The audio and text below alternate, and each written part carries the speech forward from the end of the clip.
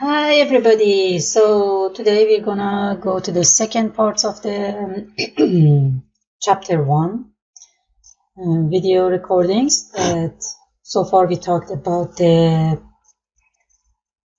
beginning parts of the introduction of the anatomy. So we talked about the level of the organizations, started from all the things from the chemical level, then cellular level, tissue level, and then organ level, and at the end, organismal. Now here we're going to, in this part, we're going to learn more about some new terms that enables us to talk in the language of anatomy. So the language of anatomy is used for communication purposes. Obviously, whenever in the medical field you're going to talk, you need a language that all of you in that field can understand, that you can talk about that, talk in that language, and also understand what other people are saying. Used to give precise information so that you don't have to explain a lot about one thing. Just by saying one single word, everybody knows the definition of that word. And those language of anatomy is from the Latin and Greek words that are the basics of the numerous anatomical terms. As you can see that here, that for example, a few of the doctors, and hopefully they know what are they doing. They're talking about the patient, so they want to be professional and use the word that everybody knows what's the exact meaning of that. Not just saying boo boo, baby, and all those things. So for the superficial anatomy, we talked about that a little bit before. Now getting back to that, that's the anatomical terms in this chapter will be used in the rest of the chapters of the text for the whole anatomy course that we have. And the terms are typically derived from the Latin or Greek, as we say. The first definition that we have is the anatomical position. Anatomical position is a position in the anatomy that is the reference for all our discussion that we are doing regarding the human body, regarding the orientation and positions of the body. So let's see what is anatomical position, and then we go to the usage of it. Anatomical position is when a person is standing totally upright, with the feet flat on the floor, the face is forward, the palms of the hands are on the side, and the palms of the hand are forward, facing forward. All discussions of the human body is in reference to the anatomical position. So what does it mean? So imagine a person in this position that we call it anatomical position, right? No matter in which condition the person is right now, we always assume that this body is standing in the anatomical position. So if one person is standing in the anatomical position in front of you, where is the relation between the head and neck? Head is always above the neck, right? So if the same person is lying on the table, still we consider the head above the neck, right? Just as an example, right? That's the same for all other parts of the body. So we use this as a standard, the anatomical position, so that we know that when we are talking about the relation between different parts of the body, which one is above, which one is below, which one is the right, which one is the left, which one is toward the middle, which one is toward the outside, all those ones are considered as if that person is standing in the anatomical position, even though sometimes actually that person is not at that moment in the anatomical position, but we assume that that was in the anatomical position. Like you have a person lying on the table of the surgery, you want to do a surgery, you still assume that the parts that you are going to work on that you consider them in the anatomical position. You talk about them in the anatomical position, and that's the same for everyone else in the room that talking about the same parts of the body. So hope it makes it clear what's the anatomical position and why do we use it. Now, regarding the anatomical position, we have two definitions that are like a derivative of the anatomical position. When a person is lying down and face is up, but the whole body still is the way that as if has been in the anatomical position standing, now has been lie down. Right? We call that one as supine position. And if it is this case also, if we have a person in anatomical position, lie it down so that the face is down, then we call it a prone position. So these are the derivative of the anatomical position. Always pay attention that in the anatomical position, person is standing up, face forward. So here you see the anatomical position. On the A side, you see the anterior view. Anterior means facing forward. And then on that side, you see the back view that we call that posterior. So besides seeing this anatomical position from the front side and from the back side, now you are learning two terms. When you are facing forward, we call that anterior.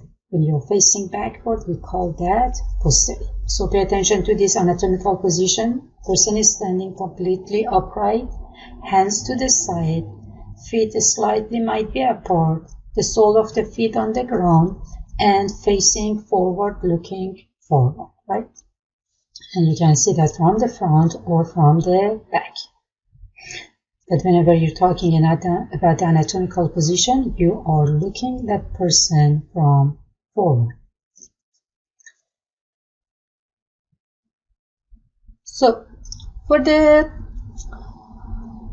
continuing the superficial anatomy terms, we have some regions of the body, as we started talking about them in the previous sections, that we have main regions of the body, and we went over the. Now we are going to go over more details over those regions. The regions like, for example, head, neck, torso, that we talked about them, upper limbs, lower limbs, right? Now, for the here, I made this table in more detail. It has all the main parts, like as you see here, head and neck regions, like it has the main definitions that we had: cephalon as the noun, cephalic as an adjective, and head the area that is included. Also we have torso region, thoracis, thoracic, abdominal, all these one, pelvis, pelvic, dorsum, dorsal, we talked about this one, and it continues in this part for the upper limb here and for the lower limb, right? Here you see that for each of these two tables, I put all more details that we have. For example, I go over one part and then you go over the rest of them by yourself, so that before the first exam, lecture exam and lab practical exam, you should know all these ones. For example, for the cephalon, the adjective for that is cephalic and relates to the head. The front side is called, that's a forehead. This is the front, and the adjective for that is frontal. Frontal bone, frontal muscle, and all those things. Later you see that we have some naming in the anatomy just due to the region. So knowing all these regional terms helps you a lot to move fast, to just continue. Let me put this here. To learn very fast regarding many of the namings in the anatomy. You will see that many of the bones, many of the muscles, many of the vessels, and even the nerves are named just according to the region that they are passing. The other term in the cephalon area, cephalic area, is orbit. related to the orbital is an adjective for that. That's the bony eye socket, that the two eyes are located inside of that. So that cavity is called the orbit. The adjective for that is orbital. Nose, that we all know. The adjective for that is nasal. That is related to nose. Buccal, that's the cheek area here. The adjective for that is buccal. Buccal mucosa, inside of the mouth. Buccal muscle, and all those things. Oris, related to the oral area, mouth. Mentis is related to the chin, ventral area, we call it. Ear, as we all know, refers to the ear, and the adjective for that is otic. And occiput, that's the back of the head area here, that the base of this bone, the whole bone of the head is called a skull. Right? So that was regarding the cephalon, cephalic, and the head area. So as you see, you can continue all these ones to go over all those ones, look at the picture, find out those areas, and little by little, as we are moving to knowing the bones, knowing the other structure, you will learn all those ones, and you need to know all of these terms from these two tables that have been put here for your first lecture exam and first practical exam here. And here you see all parts of the leg. For example, for the upper limb, we have brachium, we talked about that, antebrachium, corpus or the wrist area, manus or the hand area, and all the others. And still, if you have any question regarding of any of these, any difficulty, you can ask. Here in this picture, you see all those ones over the picture, so clearly have been shown all these areas. Like for example, for this upper limb, it shows that this is the armpit, is axilla, brachium is the arm, antebrachium is for the forearm, and this area of the front of the elbow is called antecubitus. Antecubitus. And the same is for the lower limb area that you see, and the rest of the hands here. Like for example, pes or foot, and the adjective for that is pet. And here you see on the dorsum, again you see areas of the head and neck, and also back of the upper limb, and the back of the torso with the shoulder area, limbus, and the dorsal area here, and also the back of the legs here with the gluteal area, popliteal area, and the back of the knee, sural area, or the cuff, the back of the leg, and the calcaneal or heel, and the plantar, that's the sole of the feet. Now, besides those ones, those regions, the main region that you go over them and review them and start memorizing them, and after a while you will see that you are talking on that language more often than your previous lay language that you were talking. You become very familiar for you. Now, besides the whole regions of the body, we have some specific areas of the body, like for the abdominal pelvic region of the body. Abdominal pelvic, when we are going to use the adjective, sometimes we have to add two adjectives to each other, and many often between those, instead of saying abdominal pelvic, we call it abdominal pelvic, to combine these two, abdominal area and pelvic area, together. Now, in the abdominal pelvic region that is located below the diaphragm, includes the abdominal area, and below that pelvic area. Pay attention that between the thoracic area and the abdominal area, we have a physical border that is a diaphragm. Between the abdominal area and pelvic area below that, we do not have a physical border. We have an imaginary border, just the area that we have over there, and we call it as the border. But pay attention, all the structures that are inside of the abdomen, it happens to continue to go over the pelvis. So this is not a physical border like diaphragm that we have between the thoracic cavity and the abdominal cavity that separates them. Over there is an imaginary border, and later on, when we get to those specific areas, we're going to talk about the borders that we have over there. But just now, know that these two abdominal pelvic regions, they actually in the continuation with each other. Now for this area that we have many of the organs of the body inside of the abdomen and pelvis, we are making this superficial anatomy from the surface over the abdominal pelvic region so that we can reach inside better. We can understand what we have beneath these areas. And for that reason, we have two categorization. In one category, we just divide all the area, abdominal pelvic area, to the 4 regions. Therefore, we call them each one a quadrant, 1/4, right?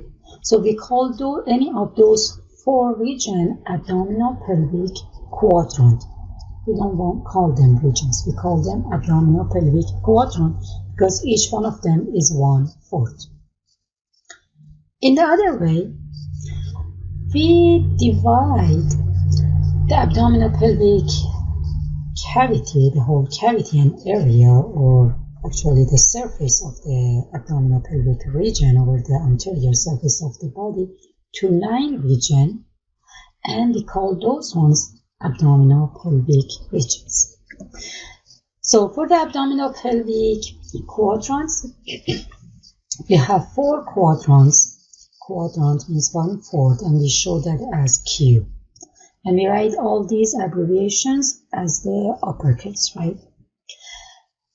When you look at that, we have 2 upper regions on the top. If you put a horizontal line, you have 2 quadrants on the top. We call them upper quadrant, UQ, upper quadrant. And we have 2 lower, LQ, lower quadrant, LQ here. And for each one of them, we have one right side, one left side, one right side or left side. Therefore, we have right upper quadrant, left upper quadrant, right lower quadrant, and left lower quadrant. So here in this picture, you see that how on the surface of the body, we are using these quadrants. So if you look at here, this is the umbilicus in the center of the abdomen, almost center, right? You see that these 2 lines that we are putting, one horizontal line is passing through the umbilicus, one vertical line that is passing from the middle of the body also is passing through the umbilicus too. This is the thing that makes this classification and dividing of the regions of the abdominal pelvic area on the surface of the front of the body so easy, because you just simply put 2 lines that are passing in front and from the umbilicus, right?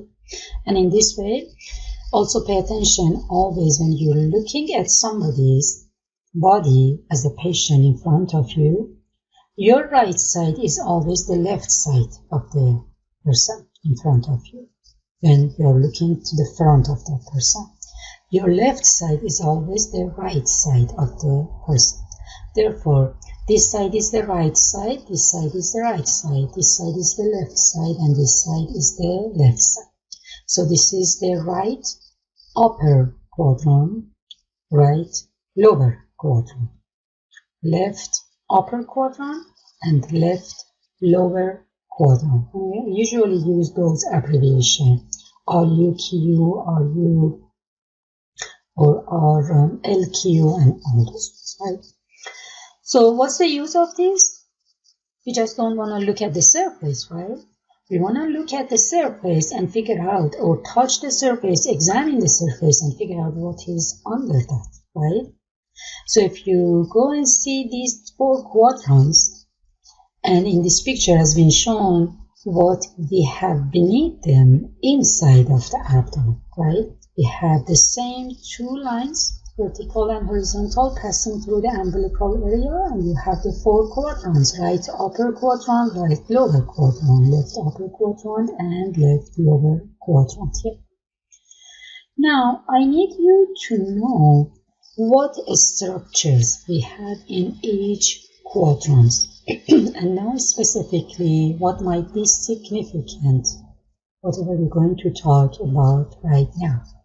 Right here in the right upper quadrant, you see that most part of the liver, this is the liver, And most of the right part of that is in the right upper quadrant. Under the liver, you have the gallbladder. That's in the right upper quadrant. You have the end of the stomach. This is the stomach, and the end part of that is in the right upper quadrant. Under the stomach, you have some parts of the pancreas. This is the pancreas below the stomach. And you see a little part of that in this. The head part of the pancreas is here, is on the right upper quadrant. You see some parts of the large intestine. This is large intestine, and some part of that is here. And you see some parts of the small intestine. So one thing that you can always remember is the gallbladder and the liver.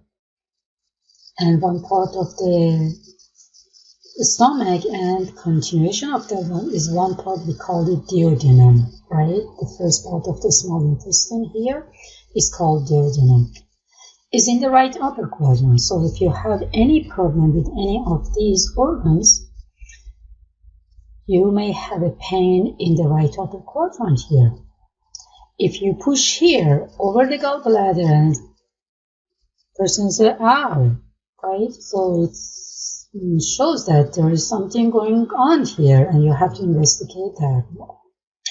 So the same way is the other organs that we have in other three quadrants here. Like in the right lower quadrant, you see here, this is the beginning of the large intestine, and at the beginning of that we have an appendix that you probably all have heard of that, right?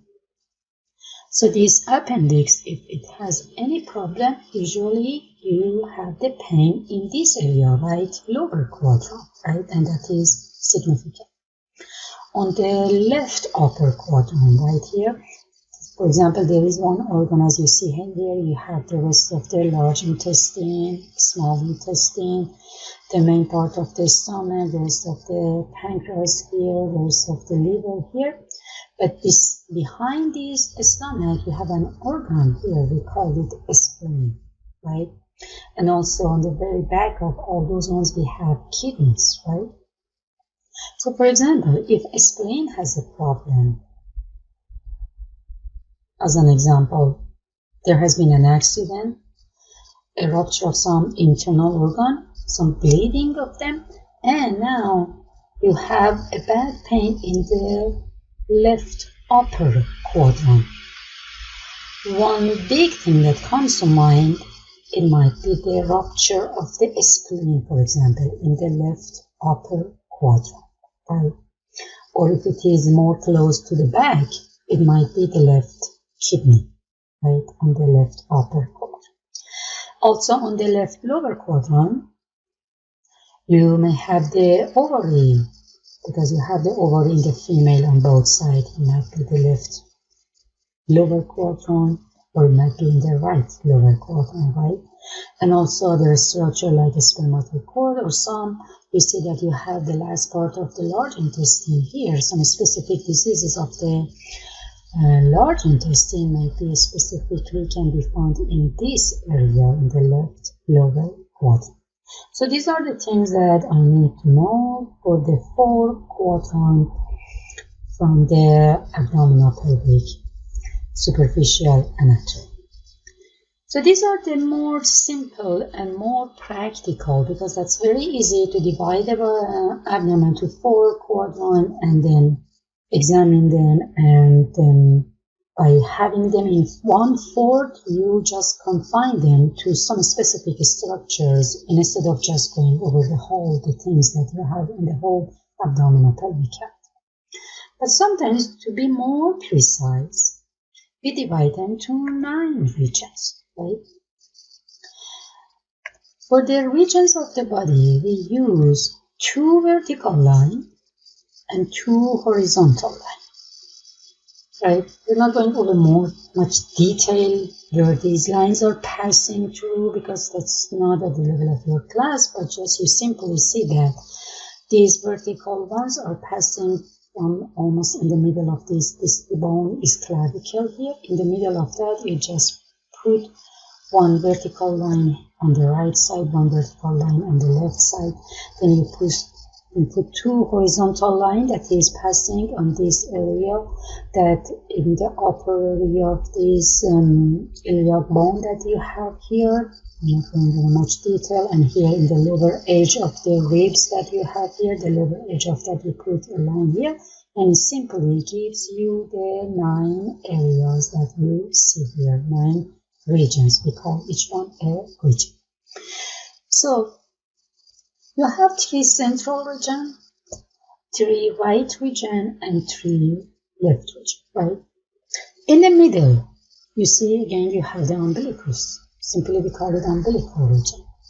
Above that, we have epigastric. Epi means above, and gastric refers to the stomach. So we consider that like many parts of the stomach is located near to the umbilical area.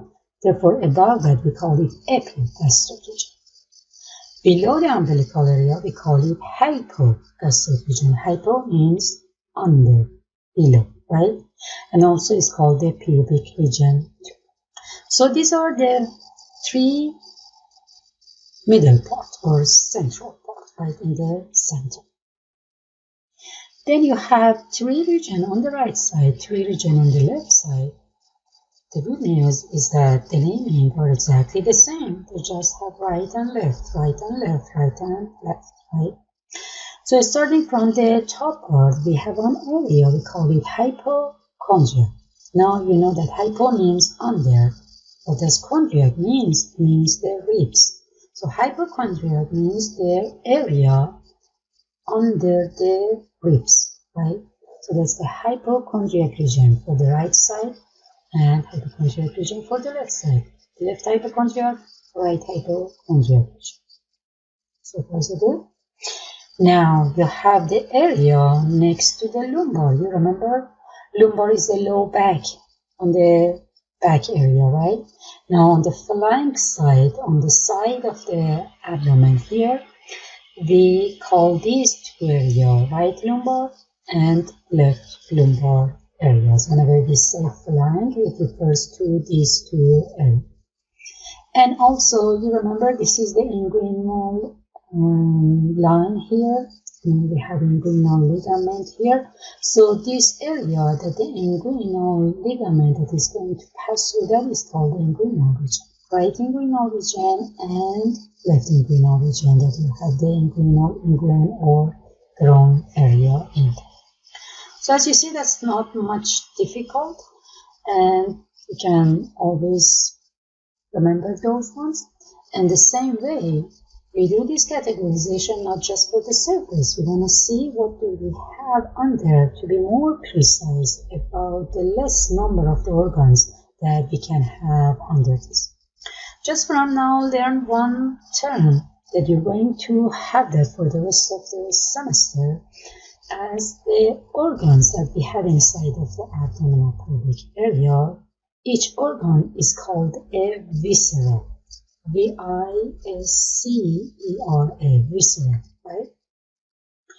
So here, you see all the organs, the same organs of the inside of the abdominal pelvic cavity. Now we study them in the 9 region instead of 4 quadrants right here. So you see the umbilical area. What do we have? Mostly small intestine, some large intestine, part of the pancreas, and small part of the stomach. About that, you have epigastric area. You see what do we have over there? You have hypogastric area. You have the left hypochondria, right hypochondria, right umbilical, left inguinal, and right inguinal area here. You don't need to memorize the organs for the 9 quadrants, just know them for the, not for the 9 regions, just know them for the 4 quadrants.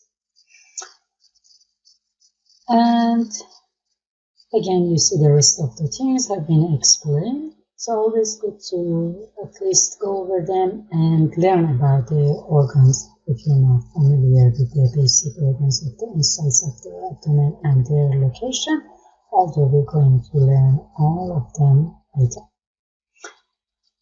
So that was regarding the abdominal pelvic areas on the superficial anatomy. The other things that we need to go over the superficial anatomy, there are some directions. When we are going to compare two structures inside of the body or over the surface of the body, we always need to know the directions. Like, for example, in our lay language, we say that your head is above your neck. But we have specific terms in anatomy and we need to learn. Whenever something is above, we call it superior. Something that is below, we call it inferior. Pay attention that all these directional terms, these terms that are using to show the direction, we call them directional terms. All these ones are comparing two structures to each other. It has no meaning to say that my head is superior. Superior to what? Or above to what? You are comparing that to something else, to another structure in the body, right? Does it make sense? So hopefully you always pay attention that you are comparing two things to each other when you are talking about the direction, right? So we have superior means above, inferior means below. It doesn't have to be the top, or the low. It might be two structures in the middle of the body. One of them superior to the other one. The other one is inferior to the other, right? Like, for example, if you have a heart in your thoracic cavity, we all have a heart in thoracic cavity, right?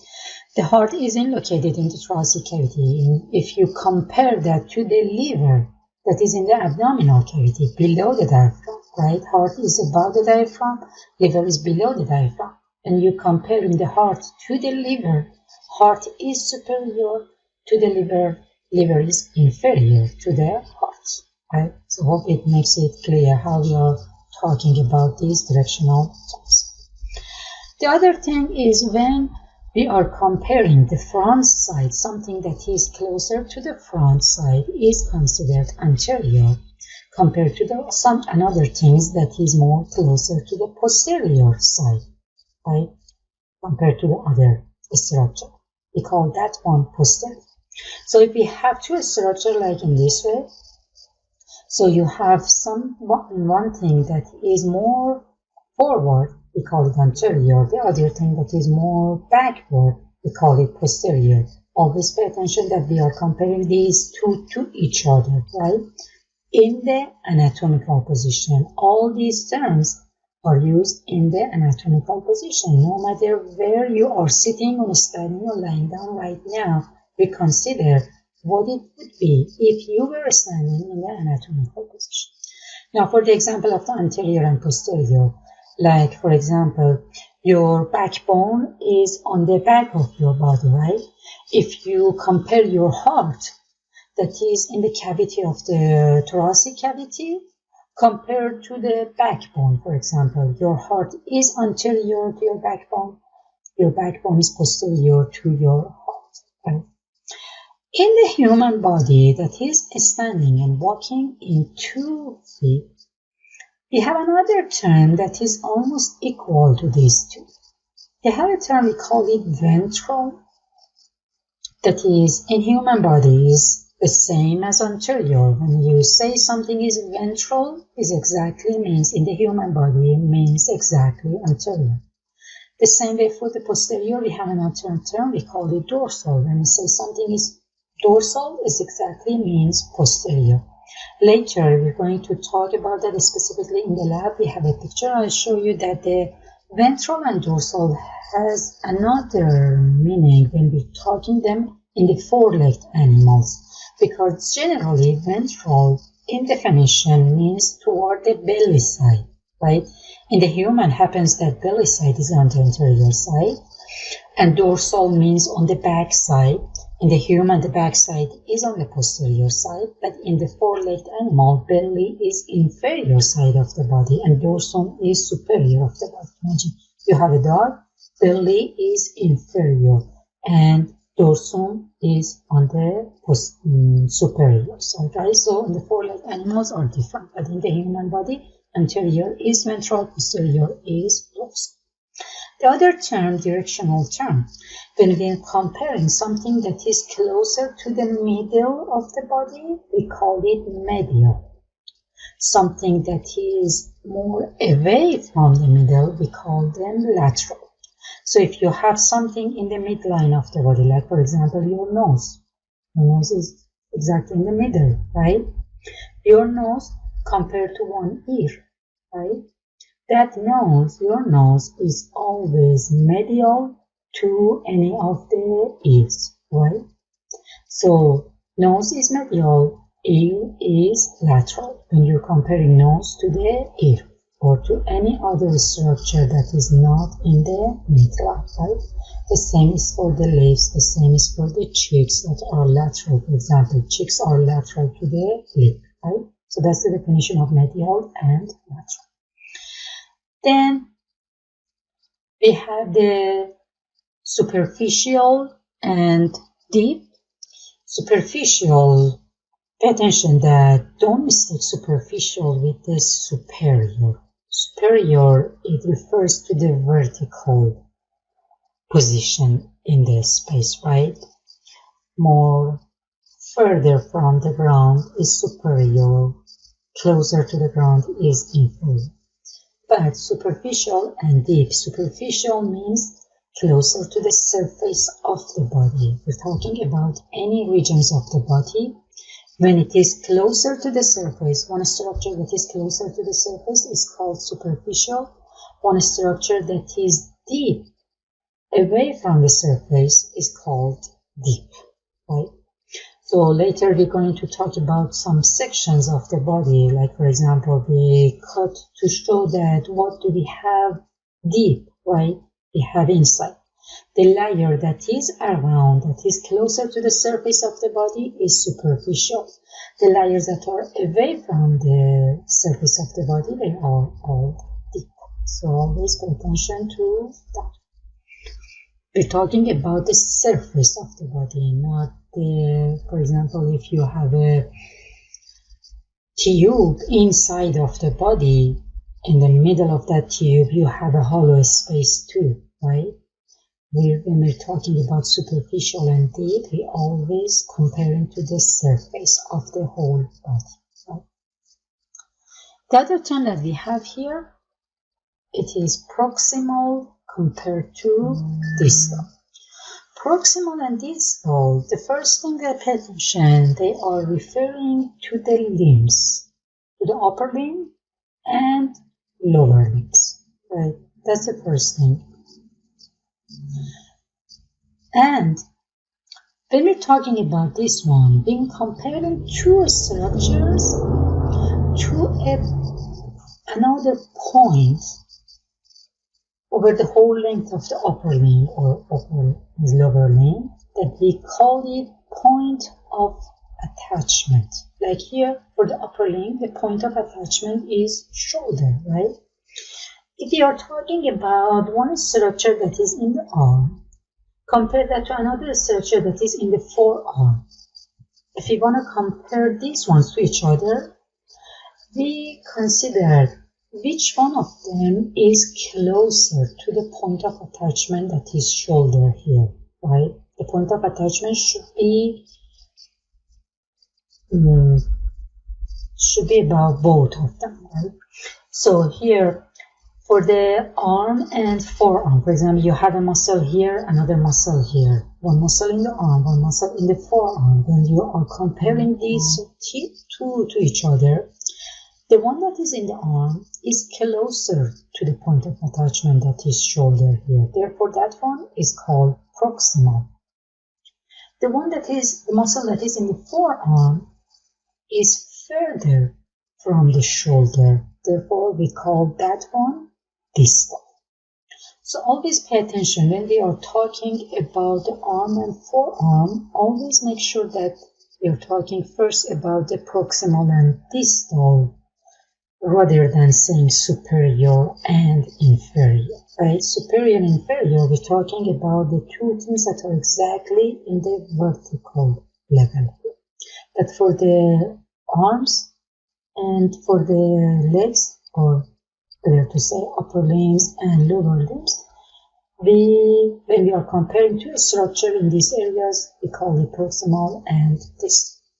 Pay attention that point of attachment, that is any point that is closer to the center of the body. Now that point of attachment might be a shoulder if both of the structures that we are talking about are after the shoulder.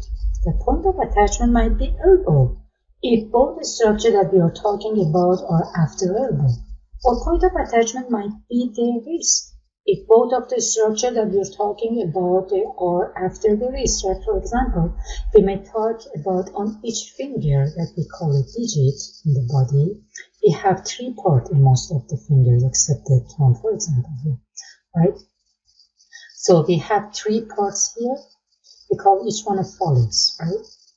Now, if we compare, for example, these first two ones to the wrist, one of them is closer to the wrist, one of them is further from the wrist. Therefore, we call this one a proximal phalanx. The next one is, compared to this one, is a distal one, right? Or in general, let's learn it right here that we have the first one is a proximal phalanx, the last one is distal phalanx, and in the middle one we have middle phalanx, right? So that's the way that we are using proximal and distal, and pay attention that we can consider compared to the wrist to be easier, or we can compare these ones to the elbow, either we can compare these ones to the shoulder too.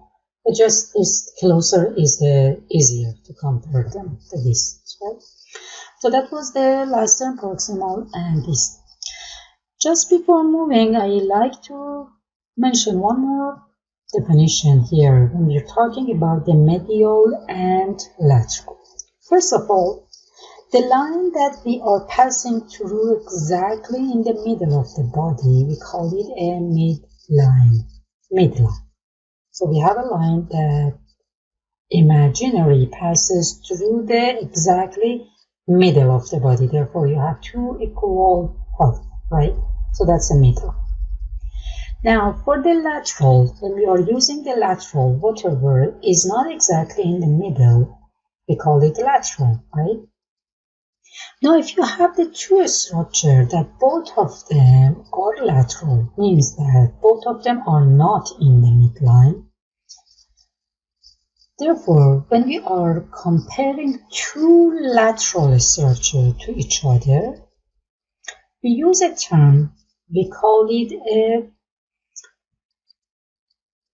contralateral, C-O-N-T-R-A, contralateral. Contralateral means that you have one lateral structure on one side of the body and another lateral structure on the other side of the body. Both of them are lateral, but they are not in the same side. Therefore, we call them contralateral. Like, for example, you're talking about it usually happens when you're talking about a lesion, an abnormality that shouldn't be in the body that we find. So, for example, you have a problem, for example, bleeding in the 2 sides of the brain, right? On the right side and left side. You have one bleeding here. The person should be very in a disaster position. One bleeding here, another bleeding here. We have 2 lateral regions that they are contralateral. One in this side, one in this. Now imagine you have 2 bleeding both in one side of the brain, right? They are not in the middle, both of them are lateral, but they are both in one side, right? We call that one as ipsilateral. I-P-S-I, ipsilateral. The 2 lesions are ipsilateral. We just want to emphasize that both of them are in one side of the body. So that's a term that you may encounter, and I like you to know. So these were the directional terms. Now to see them on the picture here, First here you see over the limb, you see the proximal compared to the distal. Whichever is closer to the point of attachment, that here is shoulder, compared to anything that is further from the point of attachment. The one closer is proximal, further one is distal. Then you have medial, close to the midline, compared to the lateral, further from the midline. Again, on the limb, lower limb, you have proximal and distal here. And pay attention, we have superficial and deep. Superficial is closer to the surface compared to the deep. Like, for example, you have a bone here. We call it femur. That's very deep inside of the thigh, right? So that one is deep compared to the skin. That is superficial, right? The other things that you have anterior or ventral, closest to the toward the front side, and posterior or dorsal. Let me say that applies to the human, that the dorsal is equal to the posterior, ventral is equal to the anterior. Then, besides the things that we have superior compared to the inferior, we have some other terms too. Whichever is closer to the cranium, cranium is the cavity that the brain is located, and we call adjective for that, we call it cranial, right? So as the brain, it happens to be in the top superior part of the body, anything close to that, it might be the cranial part. So as we said, anything that is cranial, that's the most superior part in the body. So whatever is closer to the brain can be considered as cranial too, as another term, right?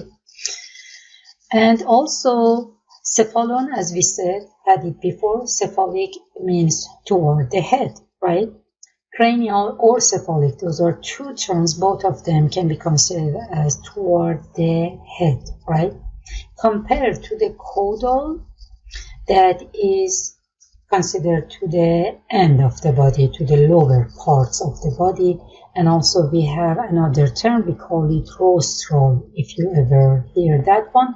Also that one is considered in general, the definition is toward the tail, but as we don't have a tail anymore, so it can be considered equal to the caudal, right?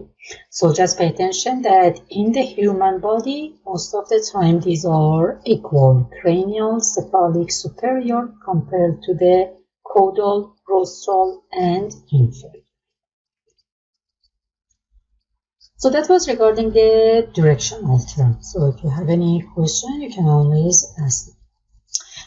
But we have other things when we are studying the anatomy.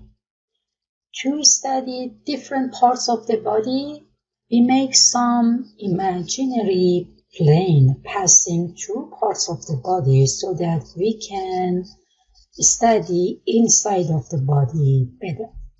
So we have some plane and some sections. Let's see what are they. If we have an imaginary surface, like a board, that is passing through parts of the body, we call those ones plane. Those imaginary plates or surfaces, like a piece of a paper. Like if imagine you pass a piece of the paper and that is so sharp that can cut, and after that you can see parts inside of the body. Like imagine you have an apple, you have a sharp blade of the knife and you cut. That knife is a plate or plane, right? Now, that apple that you had, when you cut it, then you open it, you're looking into the inside of the apple now. Any surface that you see from the inside is called a section. So that's the definition between plane and section. Plane is that knife, section is that part of the apple inside that you are looking at. Now, having this in mind, we have different planes. The first one that we are going through is sagittal plane. That is a plane that passing from anterior to the posterior, like this one, right? So you have a plane that is passing in this direction, pass through from anterior toward the posterior, right? So that is a sagittal plane. And when we cut in this way with this imaginary cutter, then you will have internal surface that we call them section. We usually name them with the same name as the plane. So we have a sagittal plane that cuts and gives you sagittal sections, right? Now for the sagittal plane, this plane can pass exactly in the middle. We call it mid-sagittal plane. Or it can pass through a little bit side, not exactly in the midline. It should be a little bit side or further side. As long as it's not exactly in the middle, we call it para. Para-sagittal plane might be here, might be here, might be here. That is not in the midline. So we have mid-sagittal and para-sagittal. Now, if the plane is passing horizontally, we call it a transverse plane, and it gives you transverse sections. So it divides body to the superior and inferior, comparing to the sagittal plane that divides the body to the two sides, right and left, right? Transverse plane divides to the superior and inferior, right? And it goes into the horizontal. Then we have frontal plane. Frontal plane is parallel to the front, right? It is going in this way.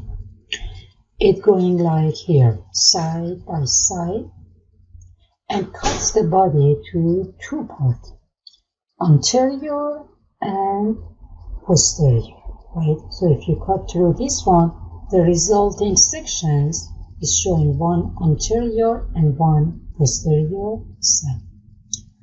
So going over the pictures that we have, also we talked about the mid-sagittal and parasagittal. Mid-sagittal makes an equal left and right sections. Parasagittal is parallel section to the midline, is not exactly in the midline, is toward one side, right?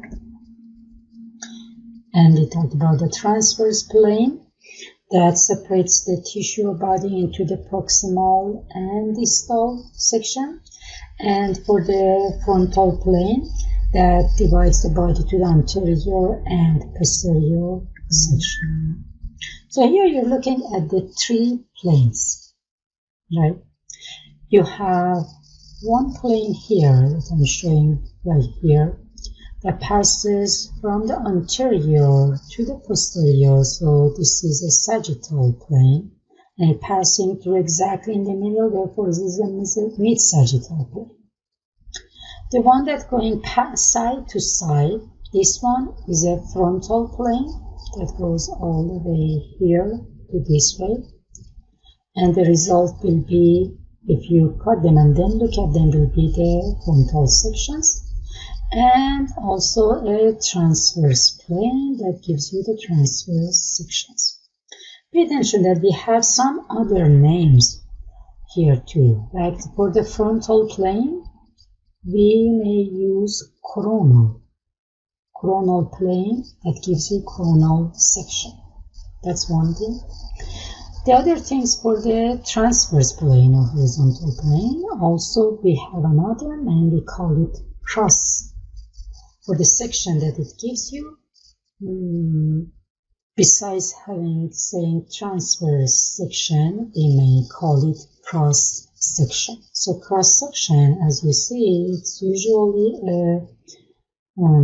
like oval or circular parts of the body as we are cutting horizontal, like that, cross sections.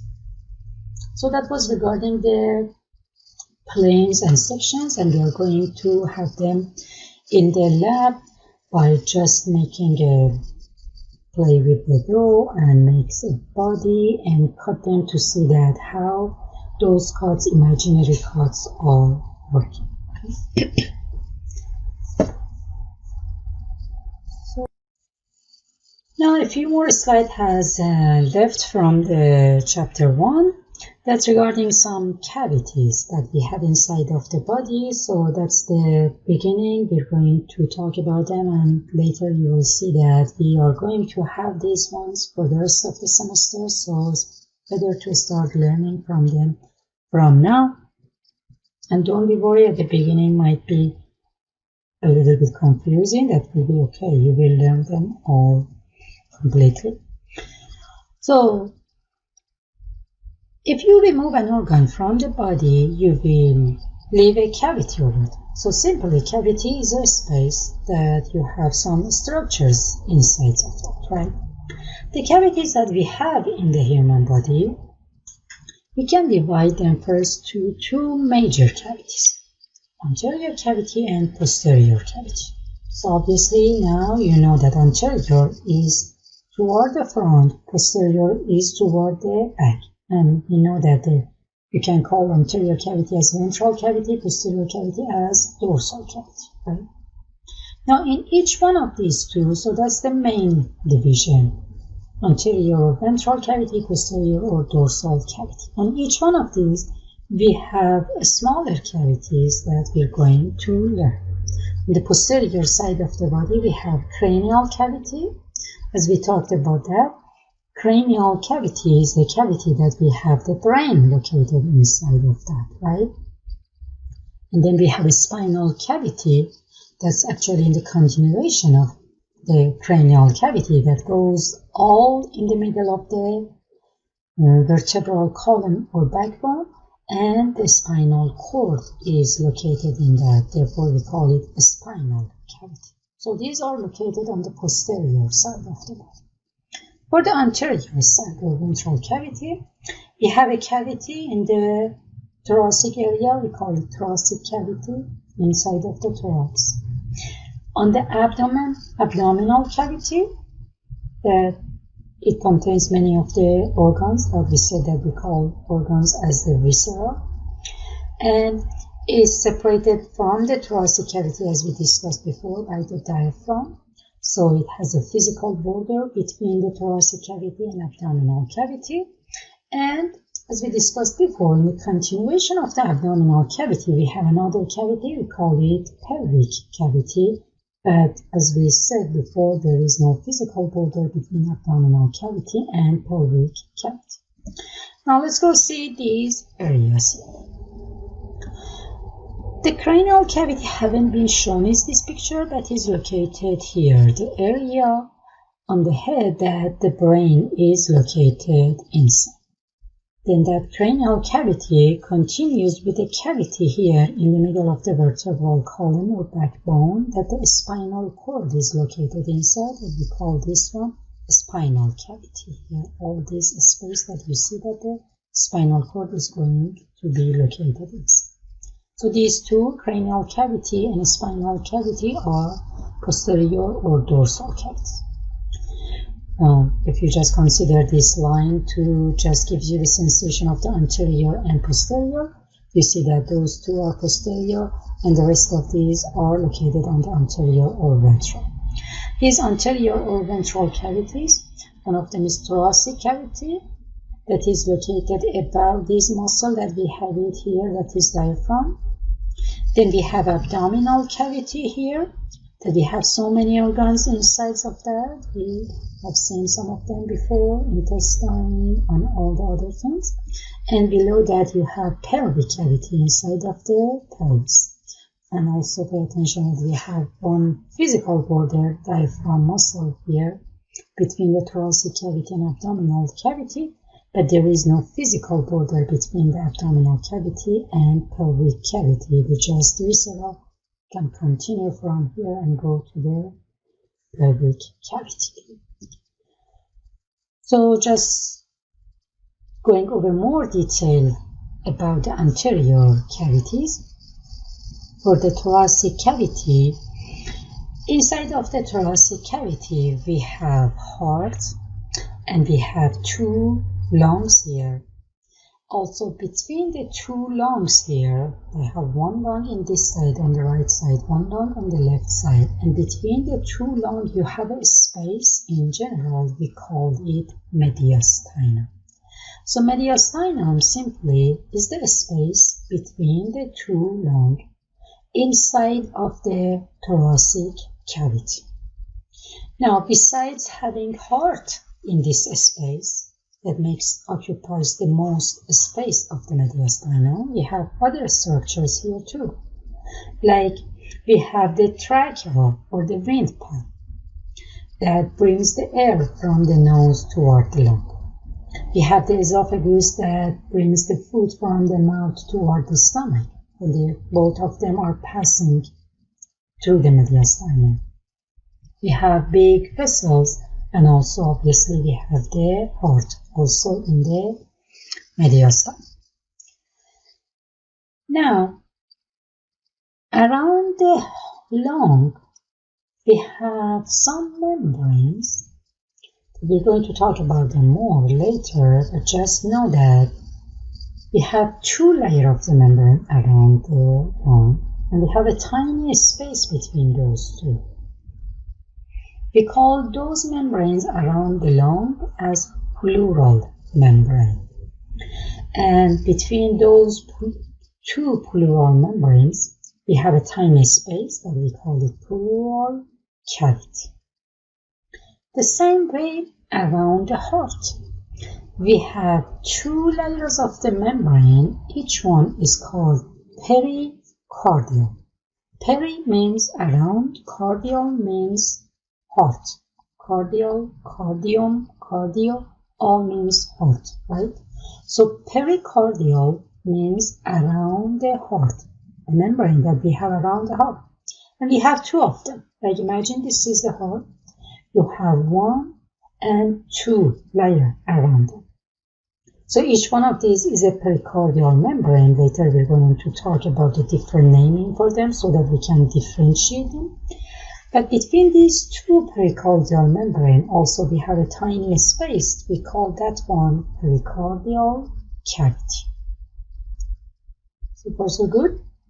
So that was regarding the things that we have inside of the thorax, that we have a cavity, thoracic cavity, regarding the heart, lung, and the whole mediastinum that we have between the two lungs.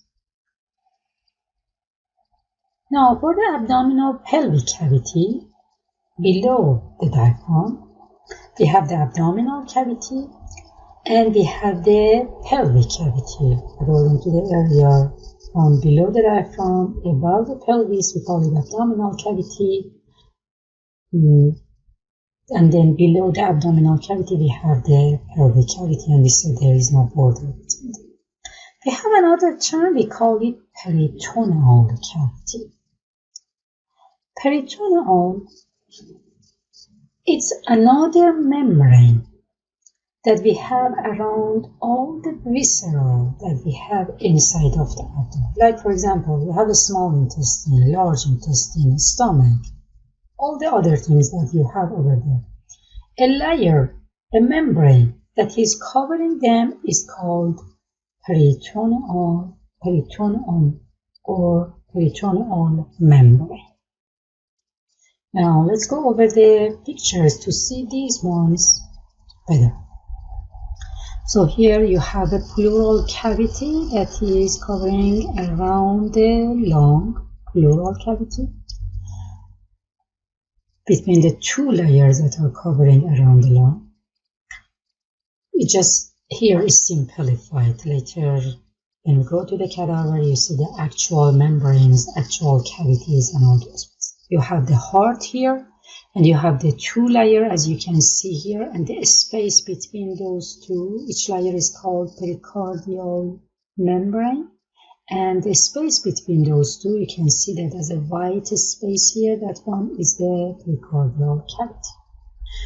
The same for the abdominal pelvic cavity. You have the abdominal cavity here. You have the pelvic cavity here. And now you see that you have a layer, we call it peritoneum. Peritoneum, it has again two layers. One layer goes all around the abdomen, and then it gets back inside and covers all the organs that we have inside of the abdomen. So it goes around the wall of the abdomen and it gets inside and covers, for example, around the small intestine. Gets to the large intestine, goes and covers around the large intestine, goes around the stomach, covers around the stomach, right? And then later we're going to talk about the peritoneal cavity, that is the space between these two layers, the layer that is around the wall of the abdomen, and then when that one comes inside and covers each viscera around the small intestine, around large intestine, around the stomach. The space between these two is called peritoneal cavity. So when we go and see that over the cadaver, you will understand totally where is the peritoneum, the two layers of that, where is the peritoneal cavity, where is the pleura, the two layers of that, and where is the pleural cavity, where is the pericardium, the two layers of that, and the pericardial cavity.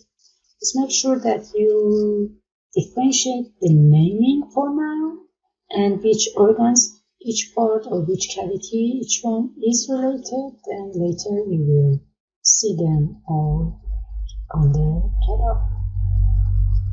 And again, this is a picture that shows all the cavities and membranes together. The body cavities, we have this is for the anterior or ventral one. You have for the thoracic cavity and for the abdominal pelvic cavity. You have the abdominal cavity and pelvic cavity here, and whatever we have inside of each one. And also we have a pleural cavity for the left lung and for the right lung. And also you have the mediastinum and part of that pericardium around the heart here.